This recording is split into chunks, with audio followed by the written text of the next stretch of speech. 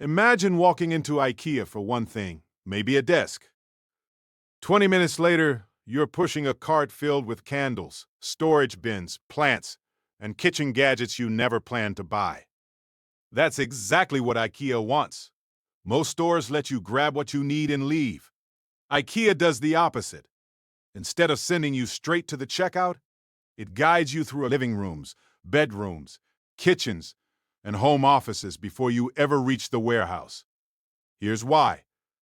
The longer you stay inside a store, the more products you see.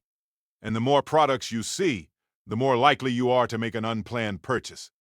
IKEA doesn't just display furniture. It builds complete rooms. Instead of showing you a couch, it shows you an entire living room that feels cozy and realistic. Suddenly, you don't just want the couch.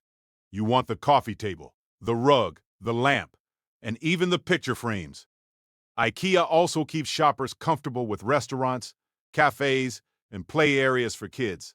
The longer customers stay, the more likely they are to keep shopping.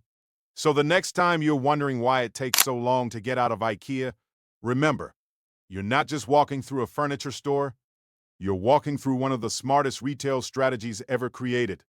What company should we break down next?